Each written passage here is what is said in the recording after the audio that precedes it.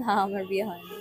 বা- যার সাথে একটা বোঝাপড়ার জায়গা থাকবে, সহজ হবে সম্পর্কটা, বন্ধুত্ব থাকবে, মন খুলে কথা বলা যাবে, এমন কাউকেই তো একজন জীবনসঙ্গী হিসেবে চাবে, বা যে আসলে তার খারাপ সময় এবং ভালো সময় দুটো সময় তাকে সাপোর্ট করবে।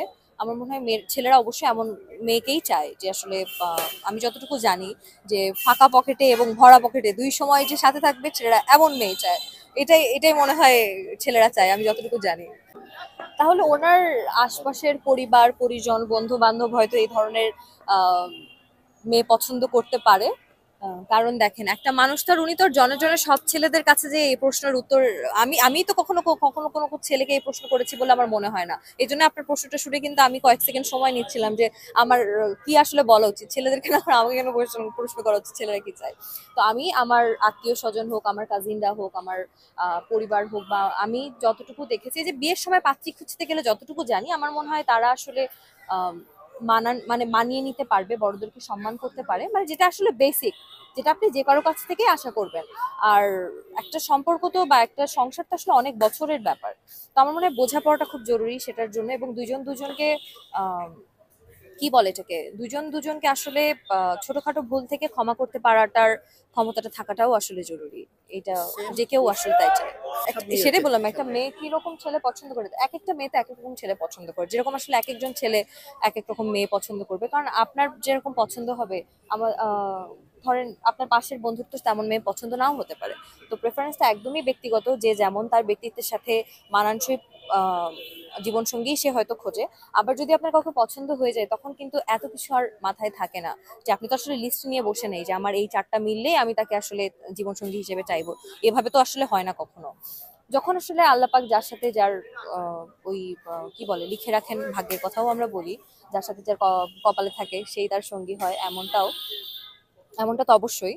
আর মেয়েরা মনে হয় সম্মান করতে পারে এমন ছেলেই চায়।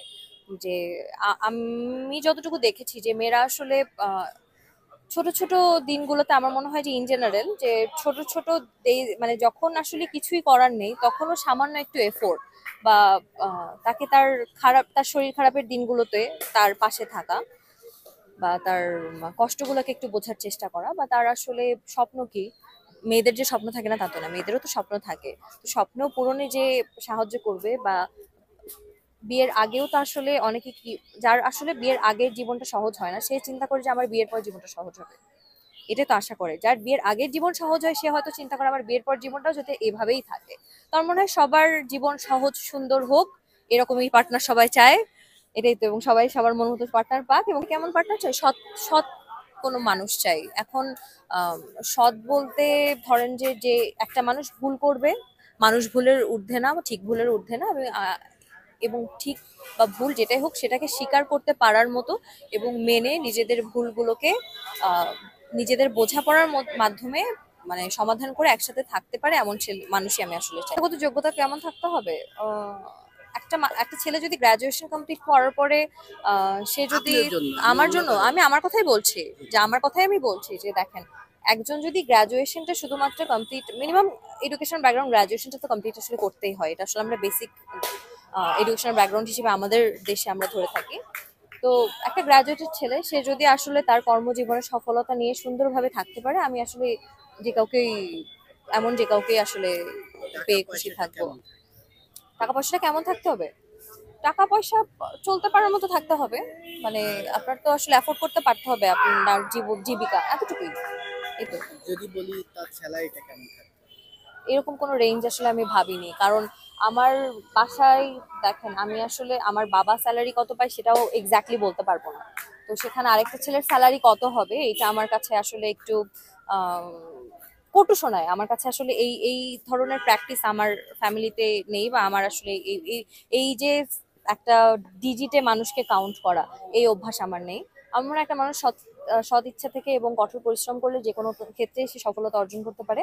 আমি আসলে একজন পরিশ্রমী, সৎ, এবং যেটাকে বলে যে মানে আন্ডারস্ট্যান্ডিং এমন একজন জীবনসঙ্গী। এরকম কত স্বপ্ন দেখছি, দু একবার তো স্বপ্ন দেখে এত ভয় লাগছে যে আয় হায় কি কি দেখলাম, এগুলো এগুলো খুব স্ক্যারি। তো বিয়ে তো আসলে হুট করে হওয়ার জিনিস না, আর এরকম এরকম স্বপ্ন আমি দেখতেও চাই না। বাস্তবেও না হোক, এরকম ঘুম থেকে আমার ফ্যামিলি আমি জানি না এভাবে বিয়ে ঠিক করবে না, তো আসলে এরকম স্বপ্ন আমি দেখলে ওটা স্বপ্নই হবে, রিয়েলিটি কখনো হবে না। জীবনে কখনো ধোকা খেয়েছেন? ধোকা? হ্যাঁ, এক্সাম হলেও তো ফ্রেন্ড দেখাবে বলে অ্যান্সার দেখায় না, এটা বড় ধোকা না? এর থেকে বড় ধোকা কি হতে পারে বলেন? সেটা কি বেশি শুনতে হয় সবার ফ্যামিলির কাছ কাছ থেকে? থেকে এবং যেটা ফ্যামিলির কাছ থেকে কি কথাটা বেশি শুনি? আমি তো একদমই রিসেন্টলি গ্রাজুয়েশন কমপ্লিট করেছি। আমার আব্বু তো আমাকে জাস্ট কয়েকদিন আগেও কথা শোনায় ফেললো যে আমি আসলে এমবিএ কবে করবো, পড়াশোনা কবে করবো। আমি বললাম আমি তো মাত্র শেষ করলাম এটা। তো বলে হ্যাঁ, তো তুমি পড়বা না? তো এটা নিয়ে এত কথা শোনাচ্ছে, তো আমার মনে হয় যে এটা অনেক কথা শোনাচ্ছে, এটা অনেক কথা শুনতে হয় যে পড়াশোনা কি করবা না, এটাই আর কি। এই পড়াশোনা নিয়েই এত অনেক কথা শোনায় যে পড়াশোনা করার ইচ্ছে নাই তোমার, পড়াশোনা করবা না, এগুলোই সাজেশন শোনা। এই যে ফিকশন করছি, অভিনয়টা শেখার চেষ্টা করছি, শিখছি, বড় হচ্ছি, শিখে শিখে আর একটু ভালো করার চেষ্টা করছি, সুযোগ পেলে ভালো ভালো প্রজেক্টে কাজ করতে চাই, এই তো, এটাই চাই। ক্রিটিক্যাল পয়েন্ট অফ ভিউ থাকে এবং সেটা যদি সে ভালো মতো বোঝে, তার যদি ওই পরিচিতি, দেখুন সেলিব্রিটি মানে কি, একটা মানুষের মাঝে তার একটা অ্যাকসেপ্টেন্স আছে। তো সে যখন একটা কথা বলবে তখন মানুষের কাছে পৌঁছানোটা সহজ। তো সেখান থেকে বা কোনো দেশেই তো আসলে সেলিব্রিটিরা মানে পলিটিক্স করে না এমনটা হয় না। বাংলাদেশ তো মানে একদম দুনিয়ার বাইরের কোনো কিছু না। তো সেখানে আর শুধুমাত্র ধরেন যাদের উপরে মামলা করা হয়েছে, আমার তো শুধু মানে আমার জানা মতে এমন কিছু নেই যে সবাই আসলে দলই করতেন। যারা দল করতেনও না তারাও হয়তো এটার মধ্যে ইনক্লুডেড হয়েছেন, আমি যতটুকু জানি। আমার জানার কমতি থাকতে পারে।